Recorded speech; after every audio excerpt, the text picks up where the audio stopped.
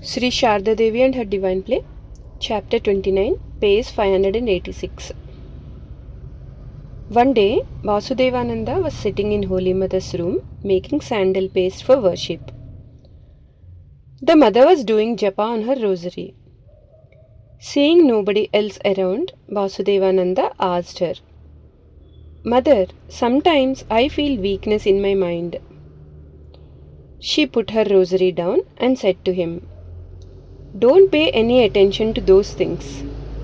That kind of weakness looms in everyone's mind except the master's. Has any great soul ever been born who has not experienced that kind of weakness? It is a great lesson when a seeker understands that he has a weakness in his mind and tries to rectify it. At that time, the Divine Mother becomes propitious and opens the door for him.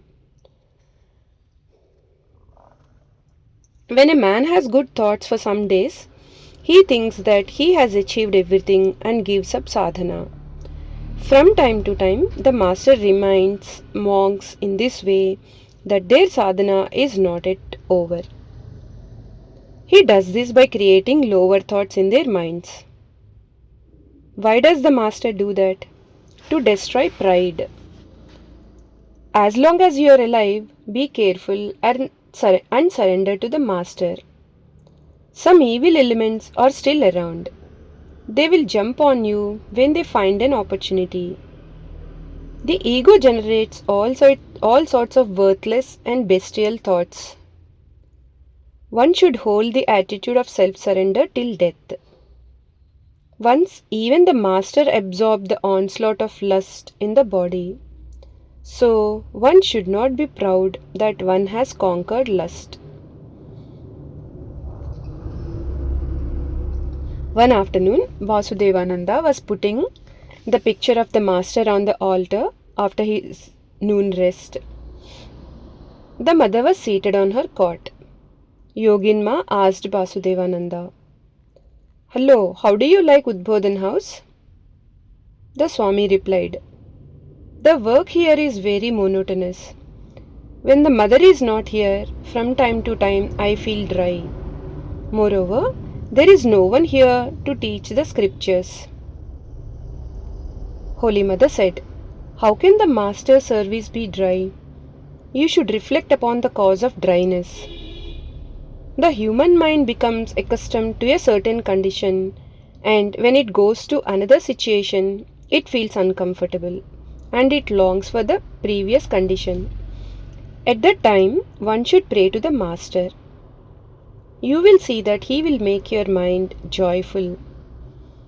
In the beginning of spiritual life, it is not good to study and discuss the scriptures day and night. This makes the mind dry. If you study and meditate on the master's divine play, you will notice that your mind will be saturated with sweetness and joyfulness. The mind becomes peaceful when one hears Sharat's Leela Prasanga and M's Kadhamrita. You should also read Akshay's Punti. Whenever I have a little time, I like to listen to it.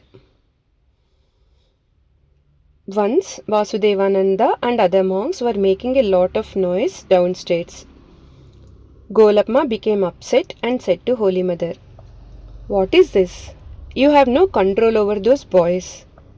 The master would discipline his disciples. No one could misbehave even slightly." The mother replied, "What can I do? I don't see any fault in others. So how can I discipline them? Moreover, I am their mother. How can I punish them? I receive them and clean away their dirt and impurities. They are all the master's children. Is it so easy to punish them? He has his own way of making everything right. His overwhelming love will set them straight. Our master was the embodiment of love.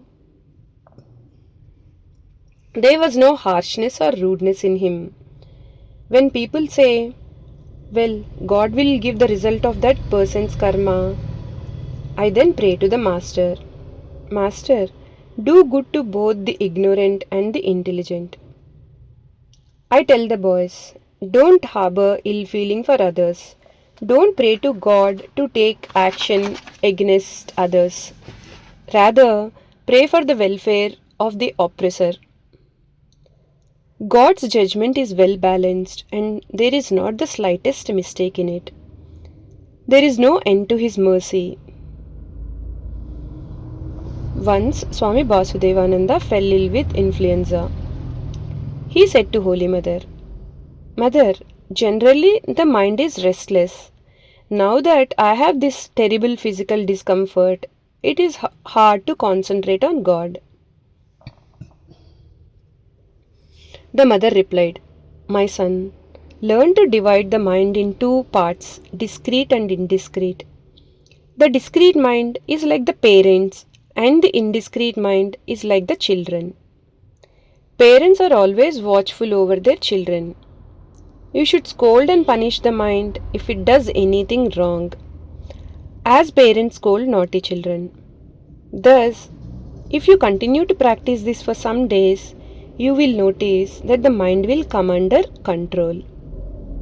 If a bad habit takes root in the indiscreet mind for many days, then 100 scoldings cannot uproot it.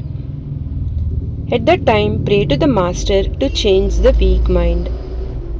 There is no other way. He is God. He can do anything. He can recast the old mold into a new one. As a potter gives shape to raw clay, the Master could give shape to human minds according to his wish. He could build a human character according to his will. Jai Ma.